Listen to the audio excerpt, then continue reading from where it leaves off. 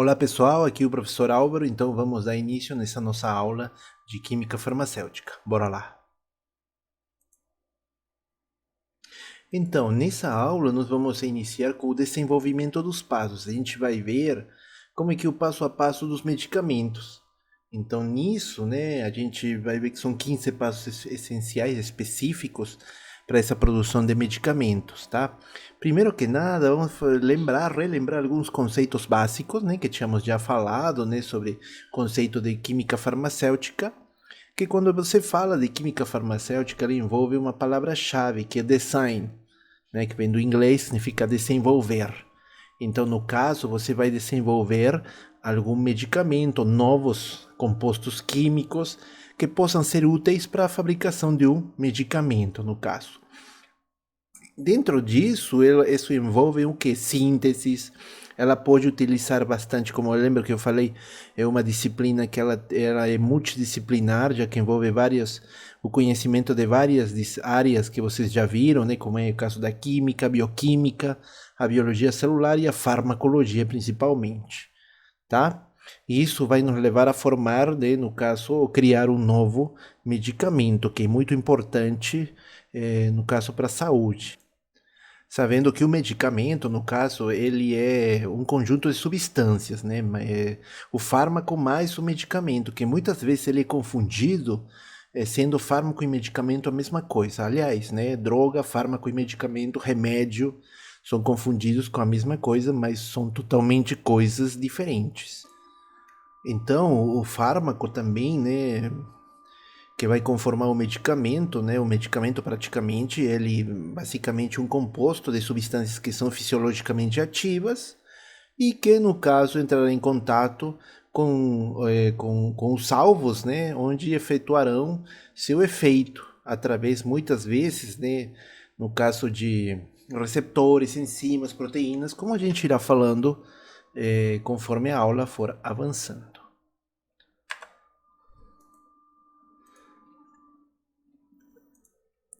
Podemos observar, no caso, que o fármaco ele nunca vai ser igual ao medicamento, são conceitos totalmente diferentes, tá?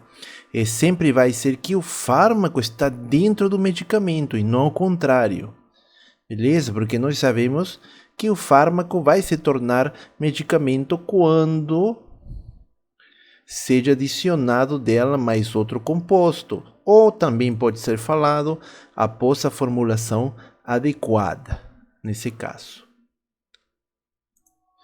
E para isso, né, no caso desse medicamento, ele vai precisar das dosagens, no caso, as vias de administração, seja oral, sublingual, parenteral, retal, vaginal, enfim, etc, etc. Imaginemos, no caso, a formulação de um comprimido, né? Um medicamento comprimido. Geralmente o princípio ativo ele não muda, nem o corante e adoçante. O que mais muda são os outros compostos que tenham componentes que fazem parte desse comprimido. Por exemplo, temos o diluente, né? Que pode ser a destrose, celulose, lactose, qualquer uma delas. Temos os ligantes, né, a gelatina, amido, alginato de sódio, que eles conseguem juntar, né, moldar, são, no caso, o princípio ativo desse medicamento. Os lubrificantes, como óleo vegetal, glicol, de polietileno, também são excelentes. O agente molhante, que também a gente chama que é o tensoativo, é aquele que vai reduzir a tensão superficial, detergente, no caso, o desintegrante, o amido, como por exemplo o ácido aldínico. Então todos eles fazem parte. Então você percebe que nunca vai ser igual um fármaco a um medicamento por essas questões. A classificação desses medicamentos ele vai se dar de várias formas, tendo principalmente, no caso aqui, por efeito farmacológico, que é o que mais se aprende, né? Quando nós fazemos a farmacologia, por exemplo, nós temos os analgésicos para dor, né? Antipsicóticos, antipertensivos, antiasmáticos, antibióticos. Se for no caso pela estrutura química, que é a mais envolvida nessa parte que a gente está vendo da química farmacêutica, vamos ter que todos os grupos farmacológicos, os medicamentos, eles têm uma estrutura comum química igual, né? No caso, exemplo, as penicilinas que nós falamos, o anel beta-lactâmico, se não for em caso das catecolaminas também, elas possuem esteroides, enfim. Outra classificação se dá pelo sítio-alvo. O sítio-alvo, no caso, são compostos que atingem o mesmo sistema no corpo, usualmente envolvem um mensageiro químico, exemplo, os antihistamínicos e os colinérgicos, por exemplo. E tem aqueles por sítio de ação, tá? São agrupados de acordo com a enzima ou receptor com o qual interage, né? Também outra coisa importante para a gente ver. Aqui estou mostrando para vocês os passos do processo da descoberta e desenvolvimento de um fármaco. São 15 passos que nós estaremos observando, né? No caso, no decorrer das nossas aulas. Tá? E aqui só ressaltando, né, o passo número 15, né, que é o mais fácil, né, da que todo mundo quer, né, fazer dinheiro com esse desenvolvimento de um fármaco, no caso. Então, vamos identificar quais são eles. O primeiro, no caso, é a escolha da doença, né? No caso, a indústria farmacêutica, ela procura um novo fármaco ou o que mais acontece, né? Melhorar os já existentes porque ou apresentaram algum problema ou perceberam que esse medicamento, no caso, não alcança, no caso, o efeito desejado. Então, eles melhoram por outro, né? No caso. Então, aí isso também vai, essa escolha da doença se deve, no caso, às doenças que estão mais na moda, né? Mais em voga, como normalmente fala. São as enxaquecas, depressões, úlceras, obesidade, gripe, no caso, câncer e doenças cardiovasculares, no caso. A escolha do alvo do fármaco, isso se define se o alvo pode ser uma enzima ou um ácido nucleico, ou um receptor e depois desenhar uma molécula para o receptor ou inibidor para a proteína. Isso depende, né? Um exemplo disso temos o Prozac, né? Que é o nome genérico, é o nome de referência do medicamento, qual o princípio ativo é a fluoxetina, que ele é o inibidor seletivo da recaptação de serotonina, né? Normalmente a gente conhece por isso, né?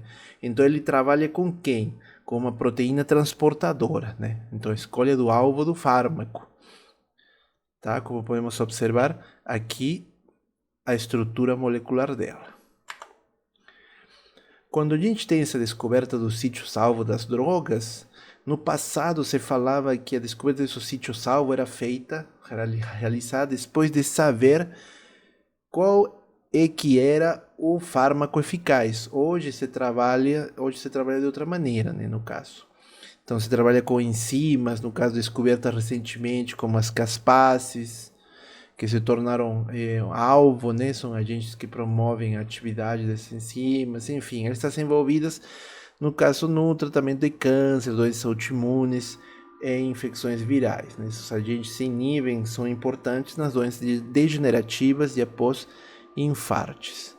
Então, se você inibe isso, você evita uma morte celular à toa, né? No caso que é provocada por alguns tipos de doenças. Então, o medicamento que haja nessa caspase inibindo pode ser de grande ajuda. Outro exemplo é escolher o alvo específico para a espécie, né? Um exemplo, a parede celular parede celular nas bactérias de penicilina, o flagelo no protozoário que causa a doença do sono, né? Provocada pela mosca tsetse, né? Que é através de um trypanosoma, né? Trypanosoma brucei, no caso. E o interessante desse caso que a gente está falando é que, no caso, esse trypanosoma ele possui um flagelo, né, conforme a figura estamos observando, na qual, né, ele confere essa motilidade, essa movimentação. E essa sua membrana, aquela celular que ela tem, ela é ondulante. Então, em consequência dessas movimentações provocadas pelo flagelo, ela é coberta na sua membrana com glicoproteínas, que despertam pouca reação imunológica. Olha como que ela se esconde, né? Permitindo, né, no caso, que esse tripanossoma não seja descoberto, né? Pensa, né? O importante disso existe um fármaco que iniba isso também, né? Então, no segundo momento, nós vamos identificar os bioensaios. Esses bioensaios, normalmente, como falam, devem ser rápidos, simples e que permitam, né, a gente tirar conclusões rápidas, já que tem muita amostra sendo trabalhada. Nesses testes a gente pode ser in vitro e in vivo, né? Normalmente os in vitro através de células isoladas, tecidos, enzimas ou receptores. Ou no caso in vivo, quando é em animais. Os testes in vivo, né? No caso, se induz o animal a doença e começa a se testar o fármaco, no caso, com o objetivo, obviamente, de aliviar os sintomas. E também trabalham com animais transgênicos, na qual eles trocaram alguns genes desse animal por genes humanos, né? Normalmente são camundongos, né? Ou ratos também, né? Aí, eles, no caso com esses genes, eles começam a sintetizar ou reproduzir enzimas. E que no caso, aí se avalia os fármacos nisso, né? Um exemplo no câncer de mama. Quais são as desvantagens desse teste in vivo? Primeiro, o sofrimento do animal, problemas na farmacocinética, principalmente no volume de distribuição dessas drogas, que isso pode levar simplesmente a essa droga ser rejeitada. Enfim, assim também, né, muitos resultados eles podem ser enganadores, ou muitas vezes podem ser mal interpretados. Parece que faz bem, mas não é não. Então tem uma série de coisas diferentes. Outra que quando envolve alguns tipos de animais, que dá certo em um e não dá certo em outro. Por exemplo, o estermetilpenicilina, né, que são hidrolisados no rato e produzem a penicilina ativa, né, que seria o medicamento. Mas não são hidrolisados aonde? No coelho e nem no cão ou homem. Então percebe que esse medicamento ele somente vai servir no caso em ratos e não vai ser mais ninguém. Então essa é uma desvantagem desses testes em vivo. Obviamente tem que chegar a eles através dos testes in vitro, né, no caso, que a gente vai falar que são testes já específicos, pode ser aplicado em células animais, em células, no caso das bactérias, células bacterianas, enfim, ou enzimas também, tá? Aí a gente pode falar que eles podem ser testados em células isoladas, no caso. Um exemplo, o broncodilatador, são testados no músculo liso traqueal, né? E esses testes, geralmente, tanto até que envolvem no coração, eles são extremamente, um pouco, assim, um pouco fora do normal, né? Quando você trabalha com esses animais. Então, é complicado também o sofrimento que esse animal pode sofrer, né? Assim também, né, podemos falar no caso, por exemplo, de Escherichia coli, em células tumorais, que se codifica um gene, né, que, que foi expressado, né, através das células, no caso de uma levedura ou da própria Escherichia. E com isso poderíamos avaliar como que esse fármaco pode ser, no caso, como esse fármaco pode responder frente às bactérias, né, ou células tumorais, por exemplo. A validade dos testes, né, no caso, tanto in vitro como in vivo, ela pode ser, por vezes, clara e inequívoca, como testar um psicofármaco usando o seu receptor em testes in vitro e depois esperar que o fármaco funcione nos testes clínicos. Beleza, né, mas até acontecer isso, né, ainda falta, né, no caso. Aí temos alguns exemplos como a robótica, a mini monitorização, no caso esses testes in vitro, né, tem permitido testar um grande número de compostos, né, através de um método de pesquisa rápida, né, ou de alta performance. Aí, no caso, nessa validade desses testes, se dá através, no caso, do crescimento de células, reações, cores, mudança de cor, deslocamento de ligandos radioativos, etc. Também vamos ter algumas pequenas moléculas. Utilizamos o que? outro teste, que é a ressonância magnética nuclear, né, para testar e avaliar, identificar, na verdade, pequenas moléculas, tá? Esse procedimento envolve primeiro fazer a ressonância magnética nuclear do fármaco, depois a proteína é adicionada e se faz o espectro, novamente de tal modo que os sinais da proteína não são detectados.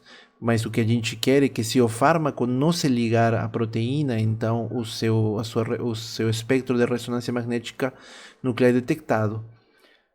Quando, na verdade, o fármaco, se ligar à proteína, ele perde totalmente a visibilidade, no caso, no espectro de ressonância magnética. Então, isso que a gente quer é que se ligue. Então, a gente percebe que teve uma ligação com o fármaco, né? No caso, com a proteína, o meio onde o sítio de ação, né? No caso. Quais são as vantagens dessa técnica? Primeiro, né, é possível pesquisar muitas moléculas acima de 1000, né, no caso, detecta ligações muito fracas, né, pontes de hidrogênio, é complementar ao método de alta performance. Assim também a pesquisa pode ser feita numa proteína nova sem sabermos qual é a sua função. A única desvantagem é o fato de ser necessário quantidades de proteínas superiores a 200 miligramas, no caso, né?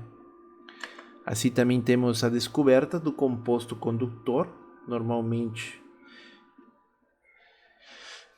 o composto que tem a atividade farmacológica desejada, também pode ser o grupo farmacofórico de um certo ponto de vista, tá?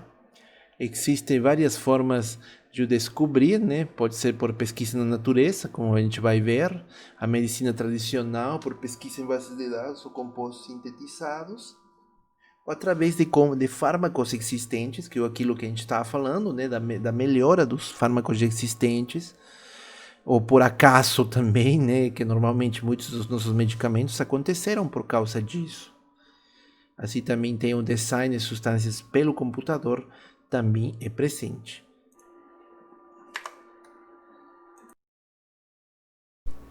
Essa pesquisa na natureza vai nos ajudar a encontrar produtos naturais com estruturas complexas, né, e muitas vezes novas, no caso. É difícil de se sintetizar, sendo necessário a sua extração a partir da fonte natural. No caso, é vantajoso a síntese de análogos mais simples. Por exemplo, a artemisina, que é um antimalárico, no caso, né? Assim também temos outros compostos como a morfina, a cocaína, a digitálicos, quinina, tubocurarina, nicotina, muscarina. Eles são usados como fármacos hoje em dia, né? A morfina e a quinina, né, se fale. Quinina antimalárico, ou no caso para anestésicos locais. Recentemente temos o Taxol, que é essa molécula linda aqui que vocês estão observando. Ela é o que? Ele é um anticancerígeno, antineoplásico, que é extraído da árvore do teixo, e a artemisina. E também a artemisina a partir de uma planta chinesa. Então são compostos condutores extraídos de plantas, de fontes naturais. Assim também, né, no caso aqueles que são extraídos de bactérias e fungos, né, que normalmente são utilizados como antibióticos. Aí temos uma exceção, né, no caso para a asperlicina, né, que ela vem de outro tipo de fungo, que é o Aspergillus aliaceus, né, que é antagonista da hormona péptida chamada a colecistoquinina, que está envolvida no controle do apetite. Temos a lovastatina, né, para o colesterol, a ciclosporina, né, supressor da resposta imunitária, e aqui no caso mostrando da lovastatina, aqui a fórmula dela, né. Também temos compostos que provêm do meio marítimo, tá? Esponjas, os corais, que têm capacidade de produzir compostos com propriedades anti-inflamatórias, antivirais e anticancerígenas, antineoplásicas, por exemplo, a curacina, né, que é uma cianobactéria. Uma cianobactéria que ela forma uns filmes, no caso, né? Quem já viu em algum lago ou água parada, você vai observar que tem cianobacterium que faz isso. Mas esses compostos, essas bactérias, elas produzem, no caso, a curacina A, que ele é um antitumoral hoje em dia. Assim também, de origem animal, já temos que uma série de antibióticos péptidos que provêm de alguns fluidos ou até mesmo tecido de origem animal, como por exemplo a pele de sapo africano, que o nome do composto é a epibatidina, né, que é um analgésico potente, tá, e obtido do extrato da pele de sapo equatoriano venenoso, que ele é venenoso, mas no caso, os péptidos que foram extraídos, eles têm esse potencial analgésico potente. Então, aqui observa a sua estrutura. Você pode ter um anel, no caso, que contém um cloro, um anel imidazólico, né, no caso. Então, você pode observar que isso aqui é composto de origem animal. E as referências dessa nossa aula. Então, pessoal, basicamente seria isso, né? É, já temos aula, né? Nossa próxima aula nós continuaremos com essa parte, no caso de desenvolvimento de fármacos, parte 2, onde estaremos falando sobre os venenos, toxinas e, no caso, os métodos de isolamento, caracterização, purificação desses compostos que chegarão a ser medicamentos, tá? Então, não esquece, no caso de curtir, no caso, esse vídeo, né? E no caso, se inscreve no meu canal, tá, pessoal? Abraços.